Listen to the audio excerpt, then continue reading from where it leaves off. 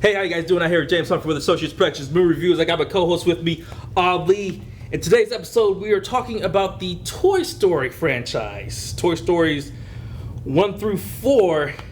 Let's get into it. First one, 1992? On to, I guess 2014, 16, somewhere around there. So this franchise has been out for a minute, even though it took a pretty big break after the third one. It should have. Something around there. Yeah. And you could tell the difference between the movies with their graphics. Because I saw Toy Story. I saw all 4 of them last week with the kids.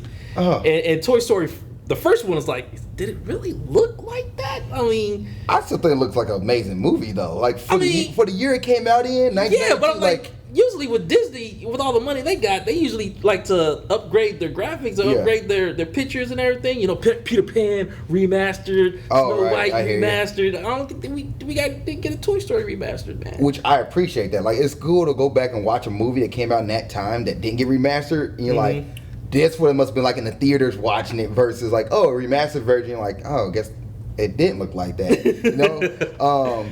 For me, it's like looking at an old PS2 video game or old PS1 video game where it's like, God, was this the shit back then? You know what I mean? It was Pixar's first movie. Mm-hmm, yeah. Which, for what they had back then, that was the first movie. Like, when, I don't know the story behind Pixar, like whether or not they believed in it or just like, we'll just see what happens, you know? But Toy Story to this day is probably one of the best Pixar Disney movies there, or just even just do Pixar alone. There's not that many Pixar movies that are topping Toy Story. Yeah. It was the first one, and they hit a ballpark out, which allowed Pixar to grow and be better. The storyline about like finding your friends and finding your place and jealousy, like there's so much stuff that can be taught from Toy Story 1 that's like, that makes that movie a forever movie.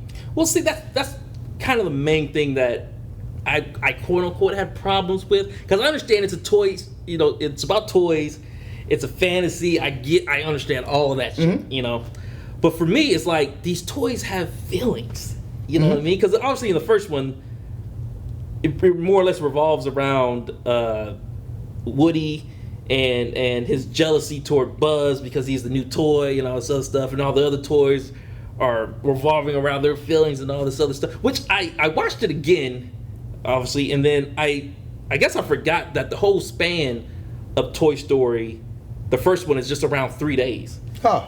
Oh yeah, because between them moving. Yeah, because they're moving from whatever. So they had the party, and then just a whole combination of Andy and his relationship with Buzz and revolving and kicking Woody out. All that happened in 3 days. You know what I mean? So it's like, you really tripping over 3 days of playtime, bro? You know? The whole room got flipped, though. It went from that's what I'm saying. And all that shit happened in 3 days, or at least two days. You know what I mean? You know those movies, she really did change her son's whole room. Like, she put the poster of Buzz Lightyear up. They had a new bed set. Unless he got all that for his birthday. He had new clothes and everything.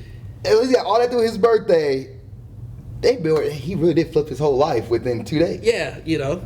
And so, got Woody running around with this old jealousy thing, and then they become friends. Or they had obviously Buzz, and his whole storyline was that he thought he was a real life superhero actor, whatever. You know, while everybody else was, or I guess just mainly Woody, trying to explain to Buzz that he's a toy and all this other stuff. And then everybody else knew the truth. They wasn't gonna let Buzz ruin his, like, they wasn't gonna ruin Buzz's actual, like, not ruin his buzz, but they wasn't gonna kill it like modern day, kill his vibe. Like, if you think about it, you have a friend who's like, yo, I'm like the hottest thing in the world, I'm this guy, I've got all this, but he's either then they like, dude, you're not really doing anything, but okay, keep believing in yourself, man, keep doing it, keep going for it, we'll support you. They're not causing any harm to anybody. They're like, but if that's true, then that's the whole plot hole with him being a toy, because every time Andy would come around, you know, Buzz would go back to being a toy and then play with Andy. Sure. And then, you know what I mean? That doesn't, I guess, compute with his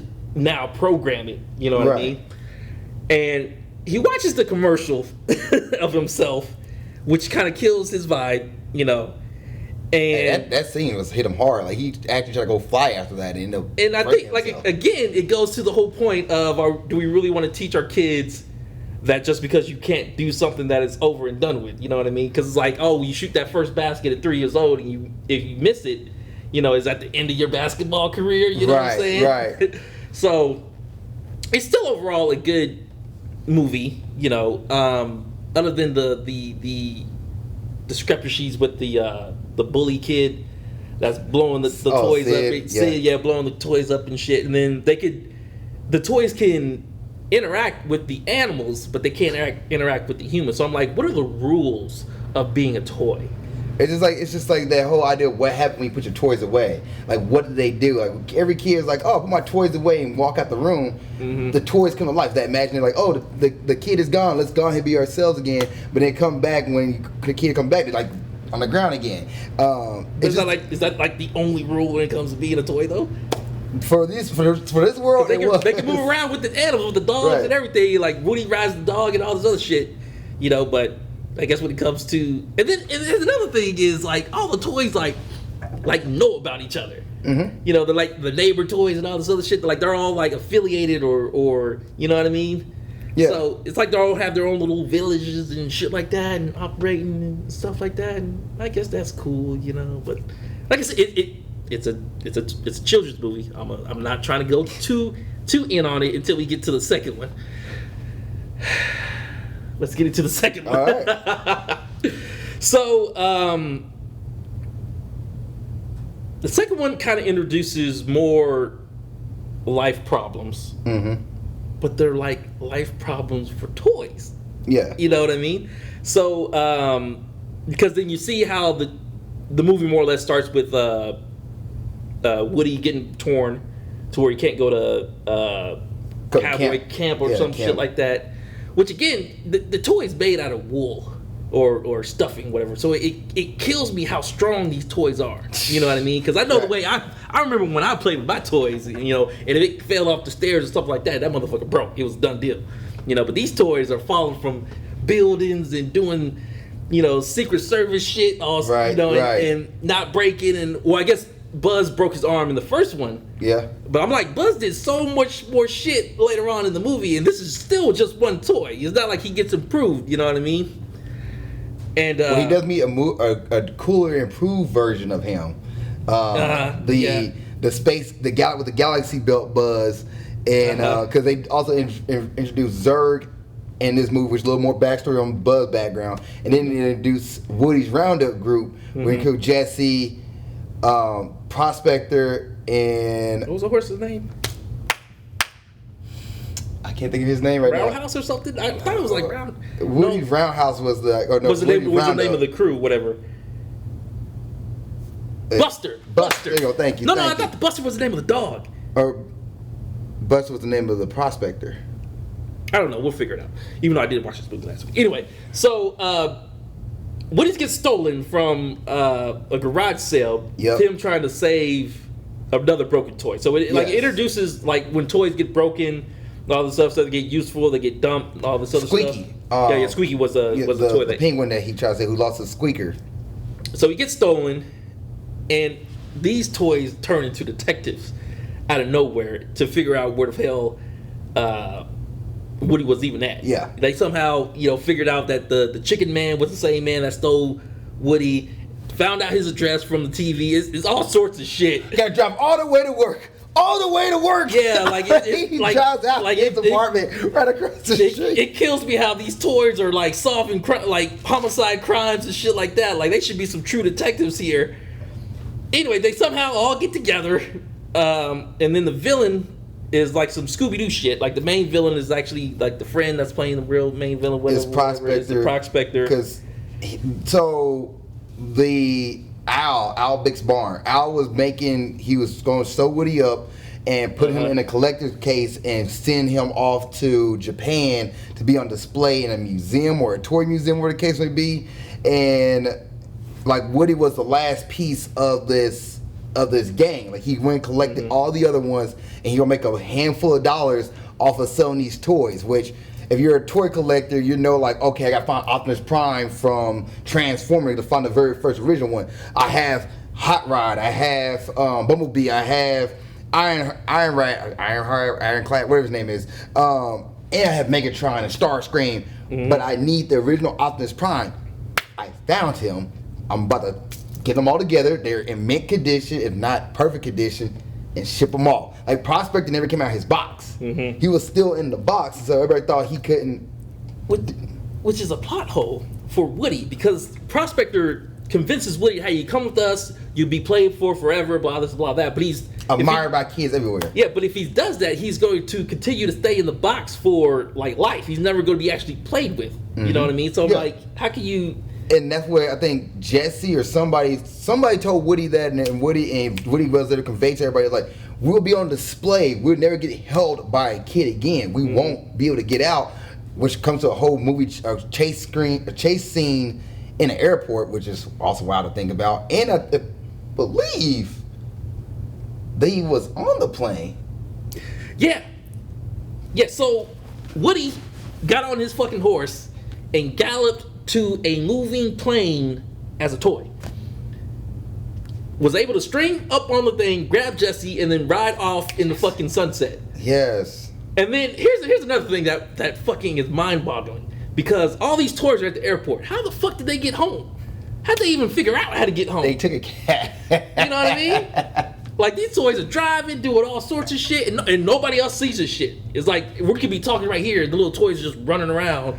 The ad too. They also went to the toy store and took a bunch of toys out too. So Andy is not just have a bunch of toys that.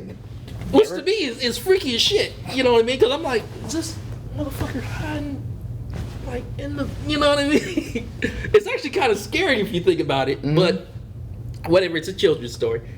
They get home, and of course Andy has like brand new toys that he's not gonna question about anything like that. You know, and then.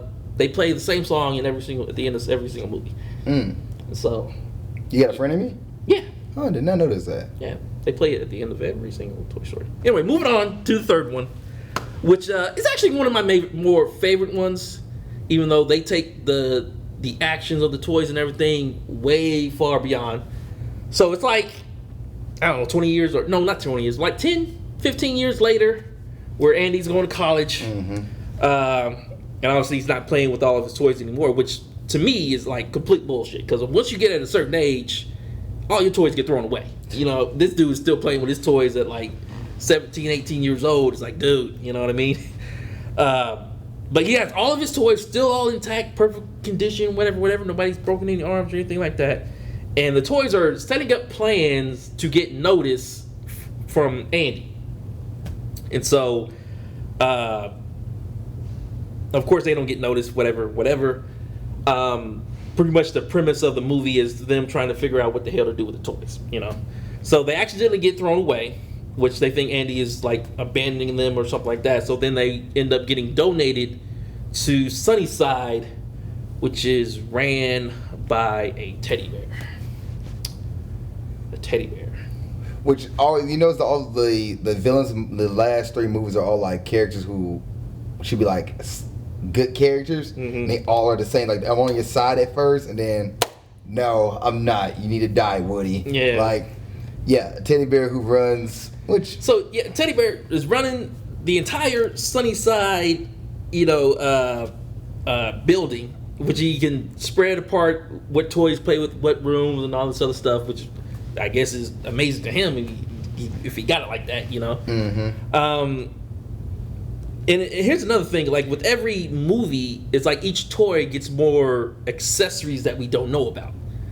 So you find out that Buzz not only doesn't have a laser, but he can do this, he can glow, he can do this, he can do this, he can do this, type stuff. You find out that Woody says more things in his voice box than he does in every single movie, which is kind of freaky. And then, like, again, he's made out of cloth, and he can still do all these supernatural things. Like he's flying a kite off of the top of the building, to get over the wall. I remember that. What was the main reason why the teddy bear wanted to get rid of them? So the teddy bear didn't want to get rid of them. He wanted to keep the toys to play with the little children that kept destroying them. So again, they were getting drawn on, thrown around, with the bad kids. And they want to get back. They were trying to get back to Andy's place. And they were trying to get back to Andy's place. Okay. I guess they finally find out that Andy wasn't trying to throw them away. He was trying to put them in an attic. And so because the Miss Potato Head left her eye which is weird because she left her eye, but then somehow figured out what the hell Andy and his mom were saying because Andy was looking for the bag of toys to put in the attic. You know what I mean? So they figure out. So Woody ends up getting to the one chick's place. They end up getting picked up by what's the girl's name? I can't remember her name. I can't remember her name. You're talking I think it was like Betty or Patrice or something like that. She gets picked up by there, and that just so happens to be the coincidental same house that the teddy bear got dropped off at. And so that's how they found out about how the teddy bear is running Sunnyside and all this other stuff. So not only does Woody broke out of Sunnyside, but then he has to break back into Sunnyside to save his friends. Comes up with this big elaborate plan. Somehow the plan works and all this other stuff. And then it gets trippy when they get to the garbage dump. Yes. Because again, they get lost, not knowing where the hell they are, and they somehow still make it back to where they started. Anyway, so they're in the garbage disposal, whatever, and they're it's hilarious. They're fighting to stay alive. They're fighting the bear and all this other stuff, and then they finally figure out like, hey, we're gonna eat it because they're at the end of the little fire thing where all the trash get burnt up, which was a very emotional moment. Like I remember watching that. They're like music's playing, like they're looking at each other, like this is it, and then the claw. Yeah, they get saved by the 3 alien thingy bajiggers who somehow break into the garbage disposal thing, and they're able to work the machines with the little arms and the little legs or whatever. Lotso, the teddy bear, ends up getting put on the little garbage thing, and then again the toys just hit your ride in the back of the fucking truck, mind you. Don't get squished or nothing like that. Back to Andy's place. Somehow, so they're strong enough to open the water, clean themselves off, and get themselves put back into the room so they could get donated to the girl, and happy ending and all this other stuff. Another Toy Story adventure. Which Andy, like he let Woody go. Like it was hard for him to let his toys go. So it was like very emotional moment as well, because like he's moving on. It's like every kid who had to move on for their toys, Andy was finally doing that to go off to college, and he kind of let the girl take the toys because I think he saw the way she treated them. Well, because like he noticed something that like made him like realize, okay, they're safe with her. Mm-hmm. I can't remember what it was. Maybe she hugged Woody or something like that. And you got to remember, Woody was at that house before, so she saw Woody. She's like, "Oh, the cowboy," or whatever. It's like she knew who Woody was because Woody'd been at the house before. It's like, "Oh, you know this story." It's like, well, I guess I give it to you. And that's what it was. They're like, "Goodbye, old pal." I think Woody actually says "Goodbye, old pal" or "old friend," something like that. At the end of the movie, you're like, "Oh man, that's okay." I felt like right there, Toy Story should have been done. Yeah, it's a good wrap up. So I think it was like another 5, 6, 7, 10 years after that, they decided to make Toy Story 4, which they get even more mystical with it, if you want to say it. So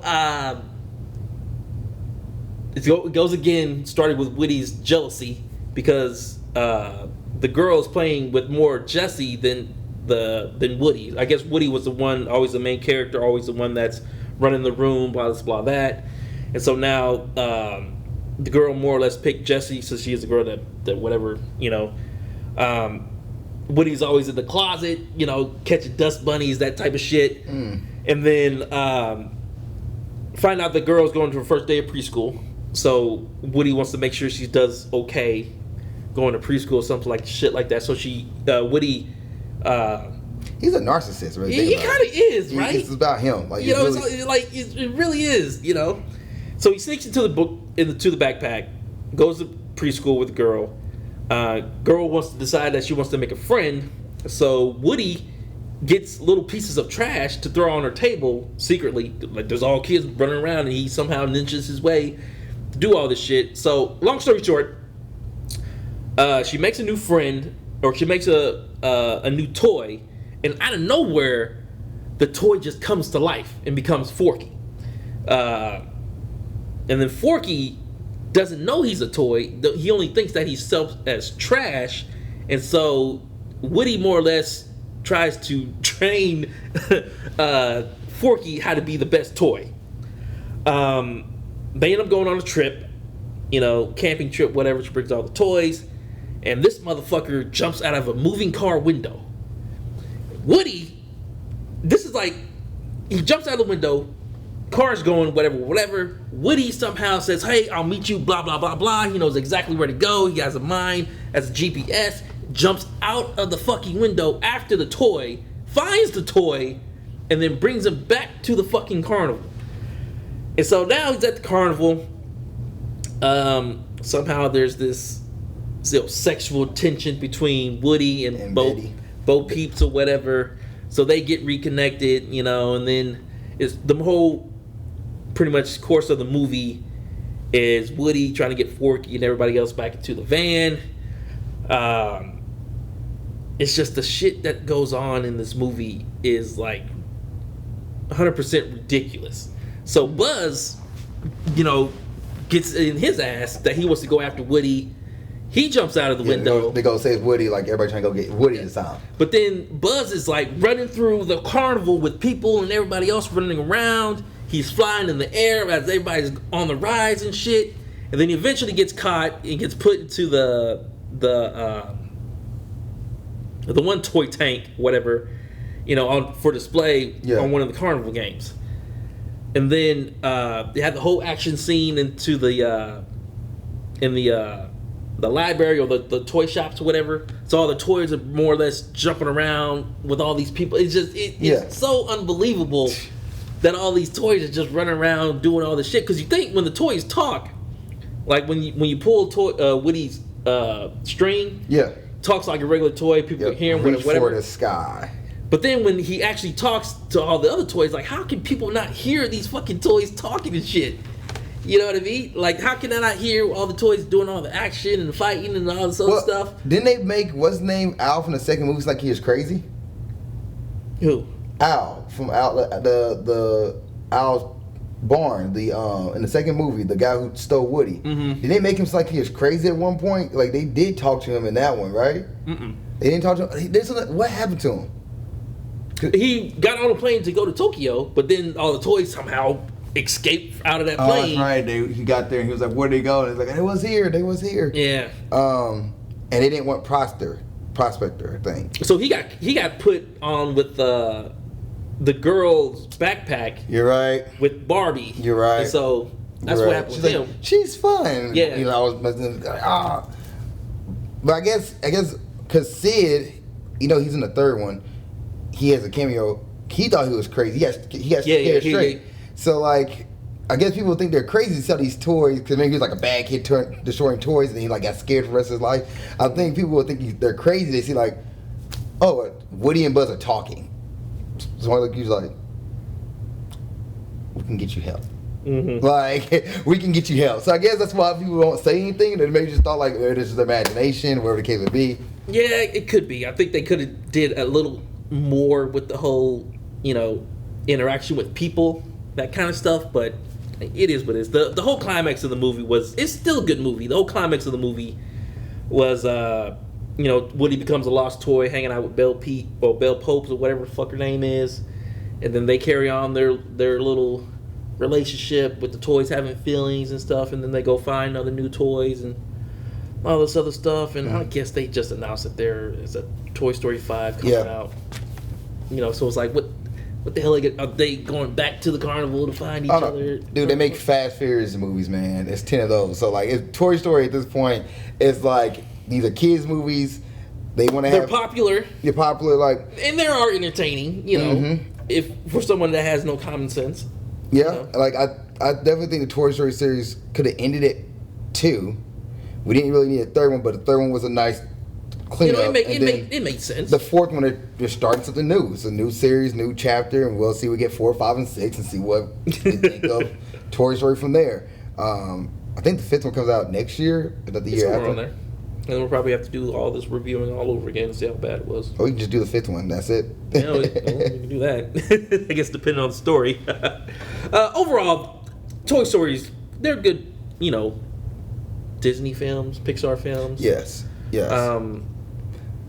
besides the second one, like it's such a good series. There's series out there that really get talked about because they're that good, or they're just like they're sufficient enough where you're just like, I really don't need to really talk. Like, people don't really talk about them. Like, you don't hear people talk about the Toy Story series. Like, you don't hear them. Like, you hear people say quotes. You know who Woody and Buzz is, and you see it like that, but you don't really hear people ever say like, "You haven't seen Toy Story 3 yet? What are you doing with your life?" Like, you never hear somebody say that to you. That is true. Like, that is very true. When to come to Toy Story, I think they're all solid movies, with the second one being like, in a lot of people's opinion, the worst one. But they're all good, enjoyable movies. There's nobody out there that says like, I hate Toy Story. I never heard a person say, I vividly hate Toy Story. Kind of like Harry Potter series.